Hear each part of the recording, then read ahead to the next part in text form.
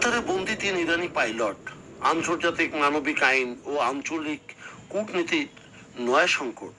বন্ধুগণ, আন্তর্জাতিক red cross কমিটিকে যুক্ত করার মাধ্যমে ইরান গত 2রা মার্চের কাতারস্থ মার্কিন ঘাঁটিতে বিমান হামলার পর নিখোঁজ 3 ইরানি বিমান বাহিনীর পাইলটের বিষয়টি প্রথমবারের মতো প্রকাশ্যে আন্তর্জাতিক দরবারে উত্থাপন করেছে।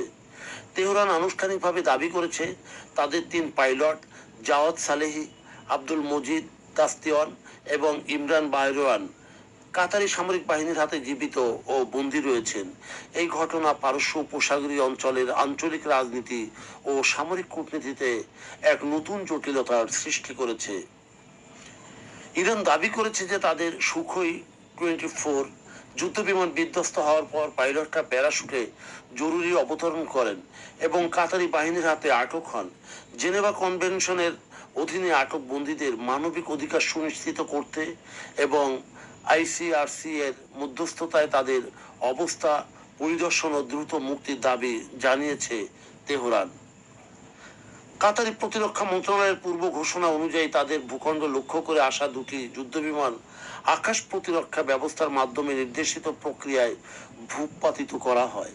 বন্দী সংক্রান্ত বিষয়ে দীর্ঘ রাজনৈতিক নীরবতা এখন তাদের উপর আন্তর্জাতিক মানবিক আইনি চাপের সৃষ্টি করেছে।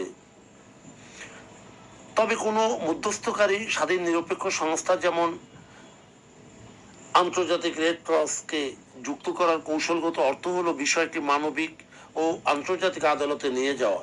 এর মাধ্যমে ইরান কাতারের উপর রাজনৈতিক চাপ সৃষ্টি করতে চাইছে।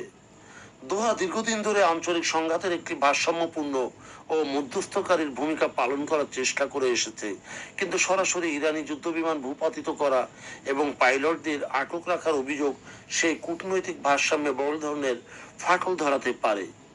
কাতারের আল উদয়ীদের মতো বিশাল মার্কিন সামরিক ঘাঁটির উপস্থিতি ইরান ও উপসাগরীয় প্রতিবেশী দেশগুলোর মধ্যে আঞ্চলিক উত্তেজনার পারদ বাড়িয়ে দিয়েছে। প্রতিবেশী দেশগুলোর মাটি বা আকাশ সীমা ব্যবহার করে ইরানের বিরুদ্ধে অভিযান চালানো তার কঠিন পরিণতির হুঁশিয়ারি তেহরান বরাবরই দিয়ে রেখেছে। বন্ধুগণ, যদি আমাদের এই তথ্য গল্প আপনার ভালো লাগে তাহলে লাইক এবং শেয়ার দিন এবং এখন আজ আমাদের সঙ্গে থাকার জন্য ধন্যবাদ। আমাদের ফলো দিন এবং সাবস্ক্রাইব